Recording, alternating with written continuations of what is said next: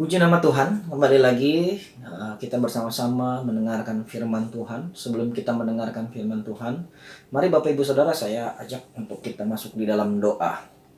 Tuhan Yesus, terima kasih buat segala berkat kebaikan-Mu sepanjang minggu ini Tuhan. Kami masih bisa berkumpul kembali walaupun melalui video ini, tetapi kami percaya kuasa-Mu tidak berubah Tuhan. Kau sanggup menjamah setiap hati kami. Urapi firman-Mu sehingga firman-Mu itu dapat menjamah setiap kehidupan kami. Kami diubahkan, kami dipulihkan, dan kami dijadikan baru. Terima kasih Tuhan, ampuni segala dosa dan pelanggaran kami. Kuduskan dan layakkan kami Tuhan senantiasa di hadirat-Mu Tuhan. Dan nama Tuhan terus dipermuliakan. Terpujilah Tuhan. Kami akan merenungkan firman-Mu dalam nama Yesus. Haleluya. Amin. Mari Bapak Ibu Saudara kita buka di dalam surat Filipi. Minggu lalu kita sudah belajar bersama-sama tentang bagaimana kita harus mengucap syukur. Ya, mengucap syukur dalam segala hal. Terlebih dalam keadaan saat ini yang sedang sulit. Ya, mungkin ada yang kena pecat, pekerjaan mungkin omsetnya usaha omsetnya turun, ya pekerjaan gajinya dipotong oleh bos, dan mungkin saja ada yang sudah mulai kesulitan bayar sekolah, ya sekolah anak, dan mungkin kesulitan untuk makan dan sebagainya. Sangat sulit untuk kita berkata atau untuk kita mengucap syukur kepada Allah, sebab dalam keadaan yang diberkati tentunya kita mudah sekali mengucap syukur kepada Allah. Tetapi ketika kita dalam keadaan yang sulit sukar, apakah kita mampu mengucap syukur, berterima kasih kepada Tuhan? Nah, ini yang menjadi perenungan bagi iman kita. Apakah kita mau menerima Tuhan dalam keadaan yang baik ataupun keadaan yang tidak baik, ya kita mau berterima kasih kepada Tuhan dalam keadaan yang diberkati maupun belum diberkati, ya oleh sebab itu lewat firman Tuhan yang minggu lalu saya percaya jemaat Tuhan sudah belajar, dan saya harap jemaat Tuhan juga sudah melakukan apa yang menjadi perintah firman Tuhan dalam keadaan seperti apapun, diberkati atau tidak. Ya, sulitnya kehidupan ini atau mudahnya kehidupan ini, ya kita tetap harus mengucap syukur kepada Tuhan, sebab penderitaan yang kita alami itu semuanya baik. Ya, firman Tuhan katakan rancangan yang ada pada Tuhan adalah rancangan yang penuh dengan damai sejahtera, bukan rancangan yang penuh dengan kecelakaan. Padahal di dalam kitab Nabi Yeremia itu dijelaskan bahwa orang-orang Yehuda pada saat itu akan dibuang ya ke Babel, dan mereka akan mengalami sebuah penderitaan yang begitu luar biasa. Tetapi Tuhan katakan itu adalah rancangan yang baik. Ya, jadi penderitaan itu belum tentu itu adalah hal yang buruk. Ada kalanya penderitaan juga sesuatu yang baik dalam kehidupan kita. Sekarang kita mau lebih naik level lagi, lebih naik satu tingkat lagi, yaitu bersukacita dalam keadaan seperti apapun. Saudara, mengucap syukur dengan bersukacita itu sulit sebenarnya dipisahkan. Kalau orang yang bersukacita, dia sudah pasti itu mengucap syukur. Tetapi orang yang mengucap syukur belum tentu dia bisa bersukacita. Ya, contoh misalkan aduh kok keadaan susah begini, ya sudahlah Tuhan, saya terima saja gitu ya, terima kasih Tuhan buat segala kebaikan-Mu, tapi tanpa sukacita, biasa saja. Tapi ada juga orang yang di saat menderita, ya memang dia tertekan, susah, lalu dia berkata terima kasih, tapi karena kekuatan Allah Roh Kudus yang ada di dalam dirinya, ya dia karena pemahaman, karena pengertian yang diterangi oleh Allah Roh Kudus tentang kebenaran firman Tuhan, walaupun dalam keadaan susah, dia tidak hanya mengucap syukur, dia tidak hanya berterima kasih kepada Tuhan, tetapi dia mampu bersukacita. Saudara, ini bukan seperti orang, mohon maaf ya, seperti orang gila, tidak. Tetapi memang ini tercatat di dalam firman Tuhan. Anak-anak Tuhan tidak hanya sanggup mengucap syukur, tetapi anak-anak Tuhan juga sanggup bersukacita di dalam penderitaan. Inilah yang menjadi perbedaan kita dengan orang-orang dunia. Ya, orang-orang dunia itu mereka bisa menerima nasib mereka, mengucap syukur ya. Mungkin mereka bisa berterima kasih dengan keadaan nasib mereka, tetapi belum tentu mereka bisa bersuka cita dalam penderitaan-penderitaan mereka. Sedangkan anak-anak Tuhan dalam keadaan penderitaan dia mampu bersuka cita. Ya, ada juga orang yang dia hanya bisa mengucap syukur atau bersuka cita dalam keadaan-keadaan yang baik-baik saja. Nah, di saat keadaan-keadaan yang tidak baik, dia mulai mencari-cari. Oh, ini kenapa seperti ini ya? Ya berpikirnya, wah ini jangan-jangan karena dosa. Ya ini jangan-jangan karena saya ada yang salah. Bapak Ibu Saudara, ketika kita sudah ada dalam kebenaran pun, ya seperti saya sudah contohkan Ayub, dia sudah hidup saleh, dia sudah hidup berusaha sesuai dengan apa yang Tuhan mau, ya, tetapi Tuhan izinkan juga penderitaan itu datang ya. Sempat dia mengeluh, sempat dia juga, tetapi semuanya itu dia tarik. Ya, dia tarik kembali dan dia tetap yakin akan rancangan-rancangan Tuhan dan kemahakuasaan Tuhan dan hikmat Tuhan. Jadi dia percaya penderitaan itu juga bagian dari dalam rancangan Tuhan yang baik dalam kehidupan kita. Mari kita lihat satu contoh yang indah sekali. Orang-orang yang mampu, jemaat Tuhan yang mampu, bahkan pelayan Tuhan yang mampu bersuka cita dalam penderitaan. Filipi pasal yang pertama.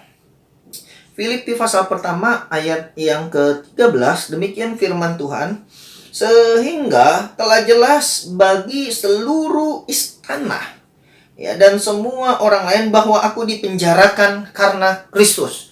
Ya, jadi Paulus dipenjarakan karena Kristus. Dia menderita. Dan penderitaannya itu bukan karena dia mencuri, dipenjarakan bukan karena menyolong, ya dipenjarakan bukan karena menyakiti atau merugikan orang lain, dipenjarakan bukan karena memberontak dan sebagainya, tetapi dia dipenjarakan karena Kristus. Dia sudah hidup di dalam kebenaran firman Tuhan. Dia sudah melakukan yang terbaik untuk Tuhan. Tetapi Tuhan izinkan penderitaan itu datang di dalam kehidupan pelayanannya.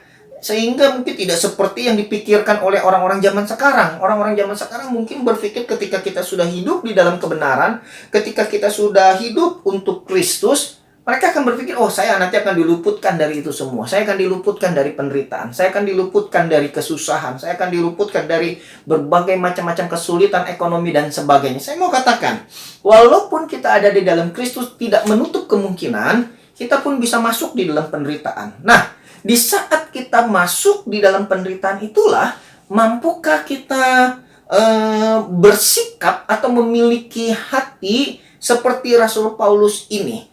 Apa yang Rasul Paulus lakukan ketika dia ada di dalam penjara? Ya, jadi dia tulis surat Filipi ini saat dia ada di dalam penjara. Ayat yang keempat, pasal 1. Dan setiap kali aku berdoa untuk kamu, aku selalu berdoa dengan sukacita. Bayangkan, dia sudah hidup dalam kebenaran, dia harus difitnah, dia harus dipenjara, dia harus mengalami kesusahan yang tidak harusnya dia terima. Ya, tapi dia tidak hanya mengucap syukur, dikatakan di dalam ayat 3-nya itu, aku mengucap syukur kepada Allahku setiap kali aku mengingat kamu. Tetapi di dalam ayat 4 dikatakannya berdoa dengan sukacita. Kalau saudara maju lagi di dalam ayat 18-nya, pasal pertama, tetapi tidak mengapa, sebab bagaimanapun juga Kristus diberitakan, baik dengan maksud palsu maupun dengan jujur. Tentang hal ini aku pun bersukacita. Aku akan tetap bersukacita. Ayat 25 dikatakan juga, dan dalam keyakinan ini, taulah aku akan tinggal dan akan bersama-sama lagi dengan kamu sekalian supaya kamu makin maju dan bersukacita dalam iman. Maju lagi, pasal 2, Filipi. Ayat 2, karena itu sempurnakanlah sukacitaku dengan ini. Jadi Paulus ini dalam keadaan yang tidak baik, tetapi dia mampu bersukacita dan terus bersukacita. Maju lagi, ya saya akan lihat seberapa besar sukacita Rasul Paulus ini. Ayat 17, pasal yang kedua. Tetapi sekalipun darahku dicurahkan pada korban dan ibadat imanmu, ya bayangkan sampai darah loh. Aku bersukacita dan aku bersukacita dengan kamu sekalian dan kamu juga harus bersukacita demikian, dan bersukacitalah dengan aku. Jadi tidak hanya Rasul Paulus, jemaat Tuhan juga ikut bersukacita. Ya, keadaan sukacita mereka bukan sukacita karena mereka hidup enak, hidup senang, diloloskan terus dari segala macam penderitaan dan sebagainya. Mereka ada dalam kesusahan. Bahkan kalau Bapak Ibu lihat saudara dalam ayat 27-nya, pasal 2, memang benar ia sakit dan nyaris mati. Tetapi Allah mengasihani dia, dan bukan hanya dia saja, melainkan aku juga, supaya duka citaku jangan bertambah-tambah. Sebenarnya dia ada dalam kesedihan, Rasul Paulus. Ada dalam duka cita. Keadaannya bukan keadaan yang baik. Tapi lihat ayat 28-nya. Itulah sebabnya aku lebih cepat mengirimkan dia, supaya bila kamu melihat dia, kamu dapat bersukacita pula dan berkurang duka citaku. Ternyata duka citanya bukan karena penderitaan-penderitaan yang Rasul Paulus alami, tetapi dia berduka cita karena ada pelayan Tuhan yang sakit. Bahkan sakitnya itu hampir mati. Kesedihan Rasul Paulus itu bukan kesedihan karena tidak punya uang. Kesedihan dia bukan karena dia tidak bisa mungkin bersenang-senang. Bukannya dia berduka cita karena nggak punya uang. Bukannya dia berduka cita karena hidupnya tidak seperti orang pada umumnya. Ya. Dia berduka cita karena dia memikirkan pekerjaan Tuhan. Dia memikirkan pelayanan Tuhan. Dia bergumul untuk kepentingan pekerjaan Tuhan. Duka citanya itu bukan duka cita yang duniawi, tetapi duka cita dalam hal-hal rohani.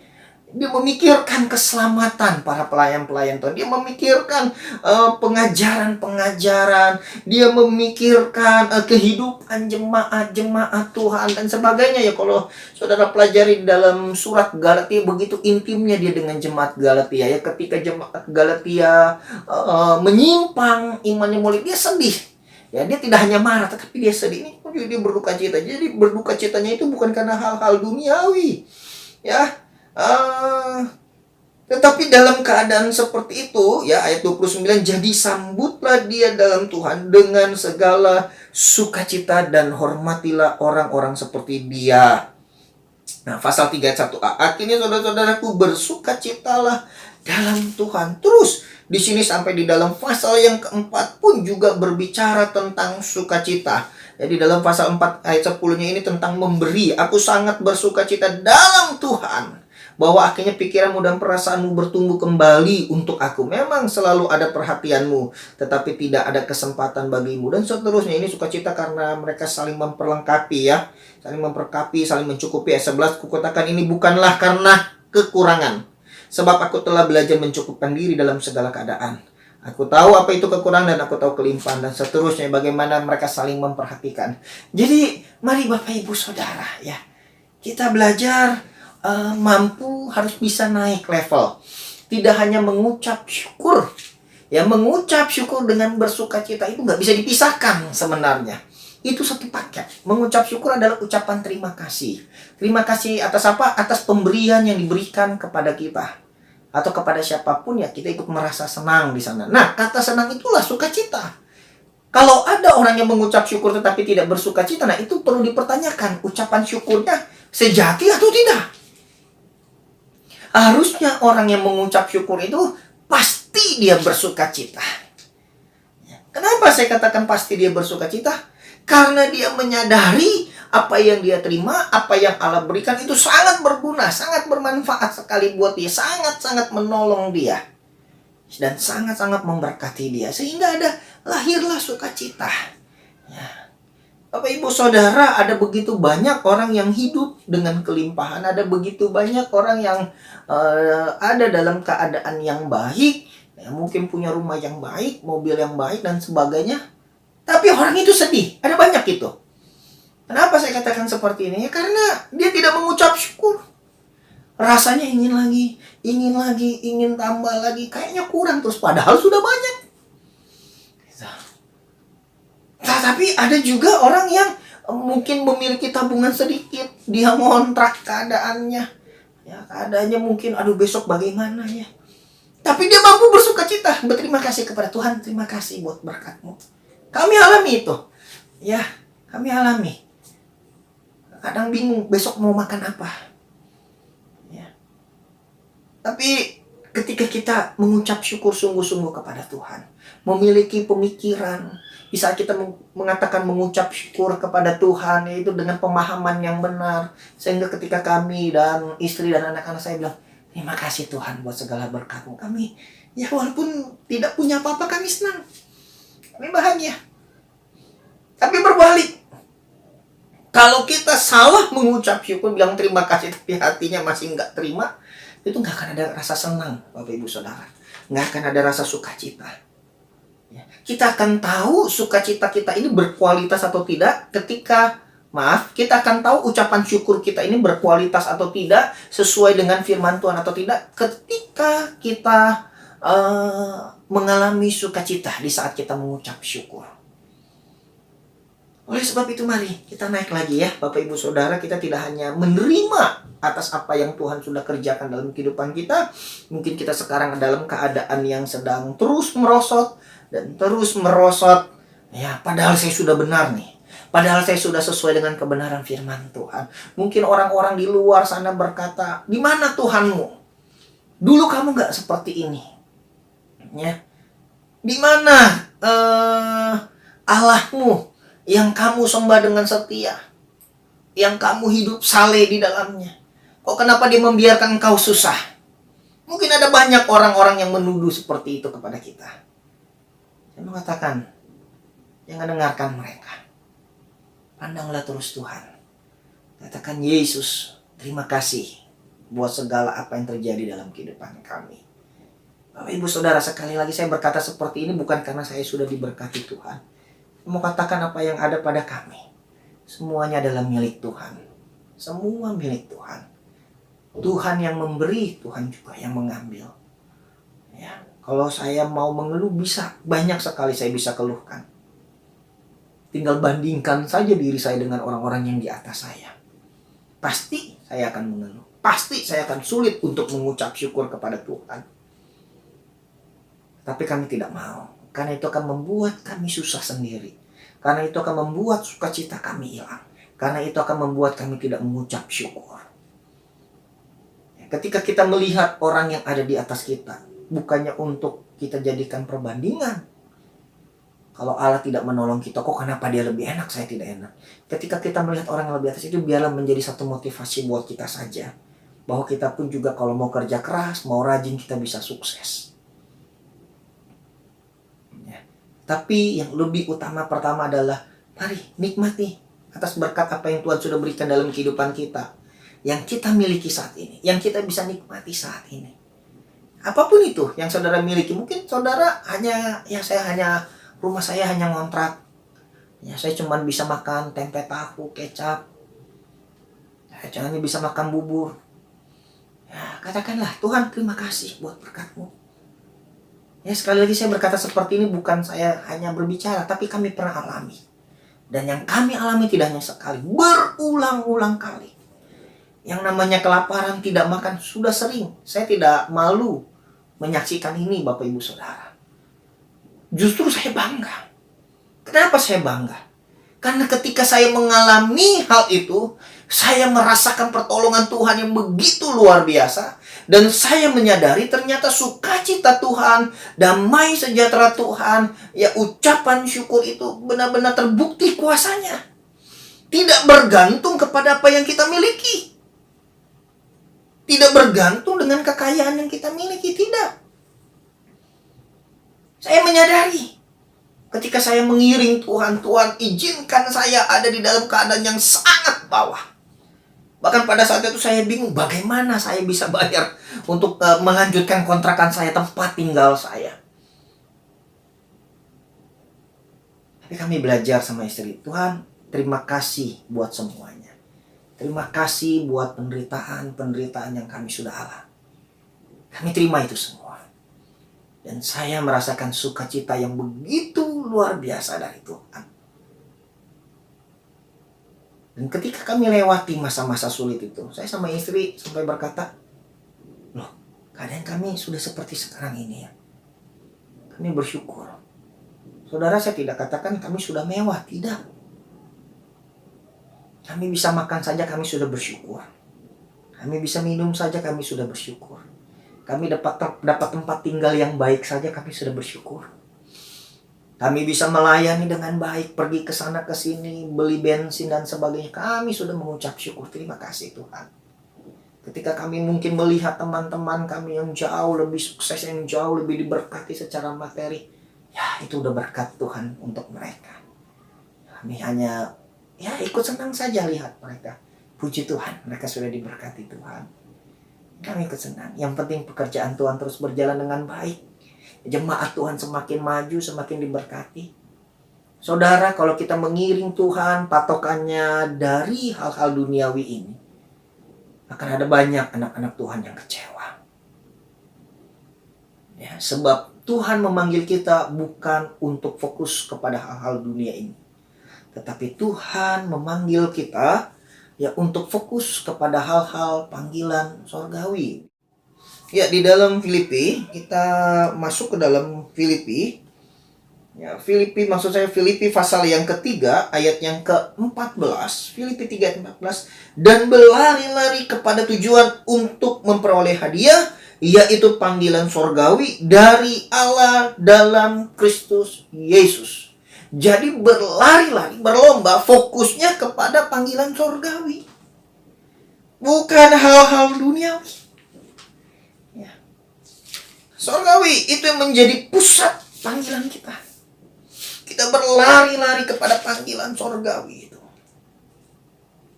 Di dalam 2 Korintus 4 ayat 16. Sebab itu kami tidak tawar hati. Tetapi meskipun manusia lahiriah kami semakin merosot, namun manusia batiniah kami dibaharui dari sehari ke sehari. Sebab penderitaan ringan yang sekarang ini mengerjakan bagi kami kemuliaan kekal yang melebihi segala-galanya, jauh lebih besar daripada penderitaan kami. Sebab kami tidak memperhatikan yang kelihatan, melainkan yang tak kelihatan. Karena yang kelihatan adalah sementara, sedangkan yang tak kelihatan adalah kekal. Inilah yang menjadi fokus kita. Ada begitu banyak anak Tuhan. Awalnya fokus panggilan dia sorgawi.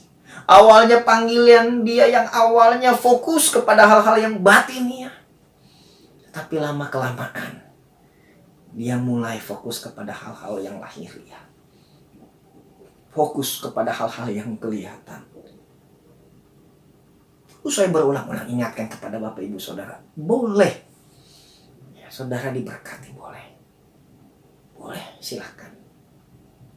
Tetapi jangan sampai menjadi ambisi, jangan sampai menjadi fokus kehidupan kita, sehingga kita mengiring Tuhan bukan sungguh-sungguh larinya kepada Tuhan, justru malah kita lari dari panggilan kita. Coba kita lihat di dalam Amsal 23 ayat 4. Amsal 23 ayat 4. Jangan bersusah payah untuk menjadi kaya. Tinggalkan niatmu ini. Kalau engkau mengamat-ngamatinya, lenyaplah ia karena tiba-tiba ia bersayap, lalu terbang ke angkasa seperti Raja Wali. Yang bicara seperti ini bukan orang miskin, orang kaya, Salomo.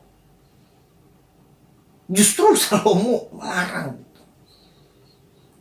Bukannya tidak boleh kaya. Ini jangan bersusah payah. Artinya jangan sampai menjadi ambisi kita. Ketika saudara mulai berambisi akan hal-hal dunia ini, kita akan sulit mengucap syukur. Kita akan sulit bersukacita. Ucapan syukur kita, sukacita kita tentunya akan dipengaruhi oleh hal-hal dunia ini. Tetapi ketika kita fokus kepada panggilan sorgawi, kita fokus kepada hal-hal yang lahir, hal-hal yang batiniah, hal-hal yang tidak kelihatan. Saya percaya kita mampu mengucap syukur, bahkan bersukacita dalam penderitaan. Saya sudah saksikan. Rasul Paulus juga sudah alami. Timotius Epafras yang hampir mati Epafras, mereka mampu bersukacita. Jemaat-jemaat di Filipi, mereka semua mampu bersukacita. Jemaat Makedonia, dalam keadaan susah, dalam keadaan sulit, mereka mampu bersuka cita. Dalam keadaan yang seperti sekarang ini, mungkin sekarang sedang krisis keadaan dalam hal ekonomi, hal kesehatan. Mari kita harus merendahkan diri di bawah kaki Tuhan. Percayalah apa yang terjadi pada kita semua karena rencana Tuhan yang baik, yang indah dalam kehidupan kita. Tidak ada yang buruk. Walaupun secara mata jasmani kita, secara kasat mata kita ini buruk. Tetapi mari berpikirlah seperti Tuhan berpikir. Berpikirlah tentang rancangan-rancangan Tuhan yang baik. Saya percaya kita semua ada dalam berkat dan perlindungan Tuhan. Dalam sukacita dan damai sejahtera Tuhan. Puji nama Tuhan, biarlah firman Tuhan menjadi kekuatan, menjadi rema dalam kehidupan kita.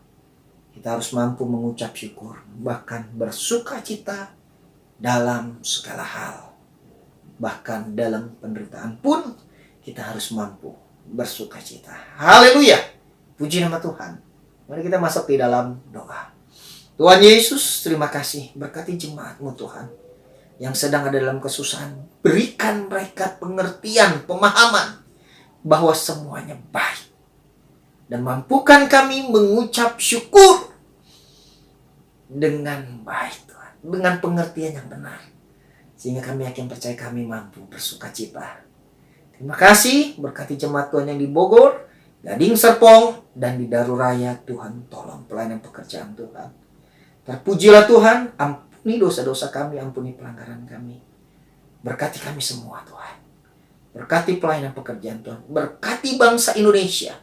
Berkati gereja-gereja Tuhan. Berkati hamba-hamba Tuhan. Keluarga besar kami. Tuhan memberkati yang kekurangan. Janda-janda, yatim piatu, anak-anak telantar, fakir, miskin. Tuhan memberkati mereka semua. Berikan damai sejahtera, sukacita yang daripada Tuhan. Terpujilah Tuhan. Kami bersyukur memiliki Allah yang besar. Kami bersyukur memiliki Allah yang sangat mengasihi kami. Terima kasih Tuhan. Kau baik, bahkan sangat amat baik. Dalam nama Yesus kami sudah berdoa dan mengucap syukur. Haleluya. Amin. Selamat hari Minggu. Selamat beribadah. Tuhan Yesus memberkati kita semua. Haleluya.